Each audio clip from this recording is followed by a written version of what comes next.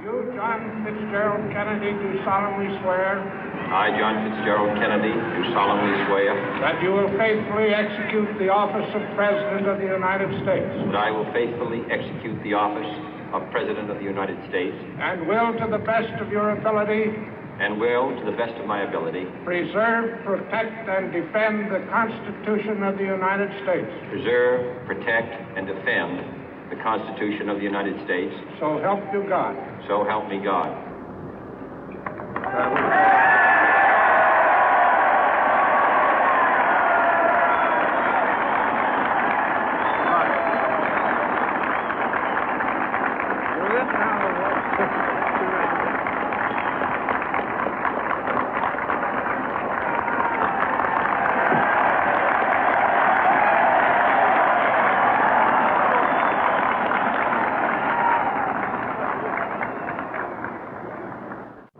Vice President Johnson, Mr. Speaker, Mr. Chief Justice, President Eisenhower, Vice President Nixon, President Truman, Reverend clergy, fellow citizens. We observe today not a victory of party, but a celebration of freedom, symbolizing an end as well as a beginning, signifying renewal as well as change. For I have sworn before you and Almighty God the same solemn oath our forebears prescribed nearly a century and 3/4 ago. The world is very different now, for man holds in his mortal hands the power to abolish all forms of human poverty and all forms of human life. And yet the same revolutionary beliefs for which our forebears fought are still at issue around the globe. The belief that the rights of man come not from the generosity of the state, but from the hand of God. We dare not forget today that we are the heirs of that first revolution. Let the word go forth from this time and place to friend and foe alike that the torch has been passed to a new generation of Americans born in this century, tempered by war, disciplined by a hard and bitter peace, proud of our ancient heritage, and unwilling to witness or permit the slow undoing of those human rights to which this nation has always been committed and to which we are committed today at home and around the world.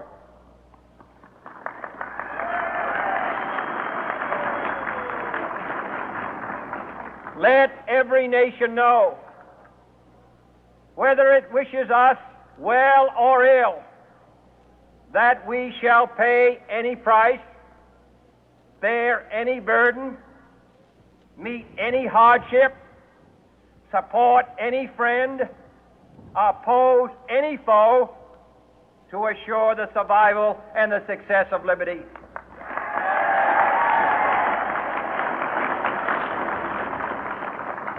This much we pledge and more.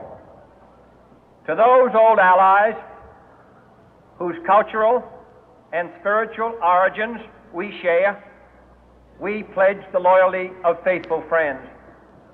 United, there is little we cannot do in a host of cooperative ventures. Divided, there is little we can do, for we dare not meet a powerful challenge at odds and split asunder.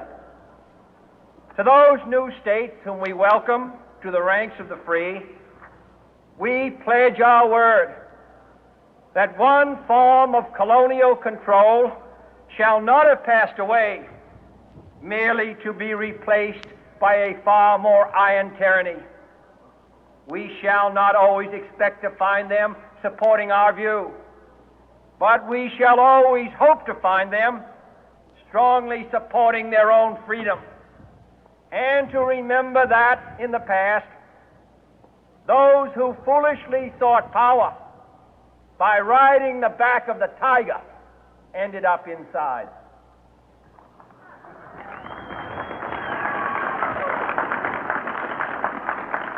To those people in the huts and villages of half the globe struggling to break the bonds of mass misery, we pledge our best efforts to help them help themselves for whatever period is required, not because the communists may be doing it, not because we seek their votes, but because it is right.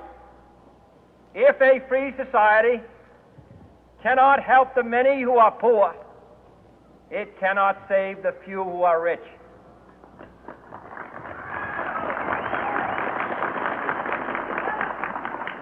To our sister republics south of our border, we offer a special pledge to convert our good words into good deeds, in a new alliance for progress, to assist free men and free governments in casting off the chains of poverty. But this peaceful revolution of hope cannot become the prey of hostile powers. Let all our neighbors know that we shall join with them to oppose aggression or subversion anywhere in the Americas. And let every other power know that this hemisphere intends to remain the master of its own house.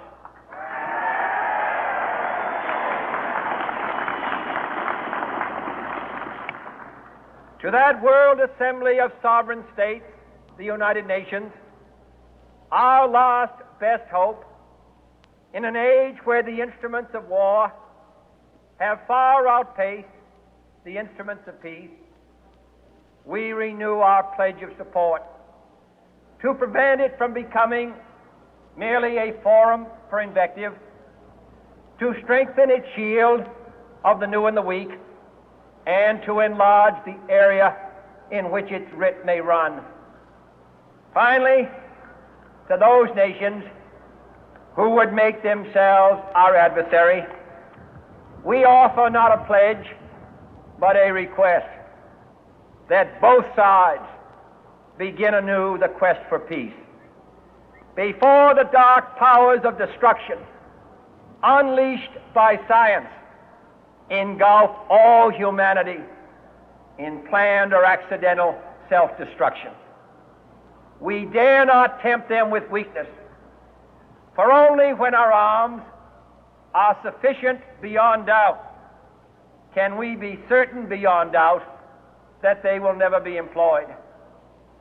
But neither can two great and powerful groups of nations take comfort from our present course, both sides overburdened by the cost of modern weapons, both rightly alarmed by the steady spread of the deadly atom, yet both racing to alter that uncertain balance of terror that stays the hand of mankind's final war. So let us begin anew, remembering on both sides that civility is not a sign of weakness, and sincerity is always subject to proof. Let us never negotiate out of fear, but let us never fear to negotiate.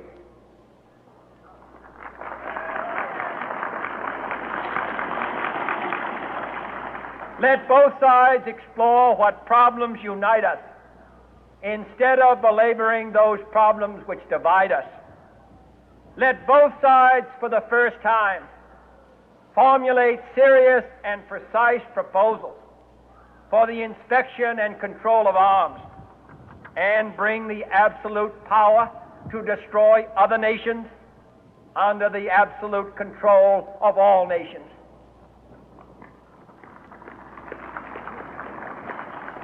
Let both sides seek to invoke the wonders of science instead of its terrors. Together, let us explore the stars, conquer the deserts, eradicate disease, tap the ocean depth, and encourage the arts and commerce. Let both sides unite to heed in all corners of the earth the command of Isaiah to undo the heavy burden and let the oppressed go free.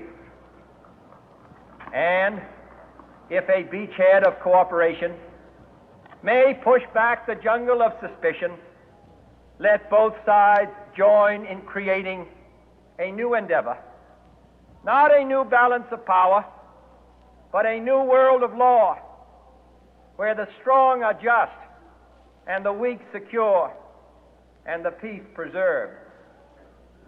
All this will not be finished in the first 100 days, nor will it be finished in the first 1,000 days, nor in the life of this administration, nor even perhaps in our lifetime on this planet. But let us begin.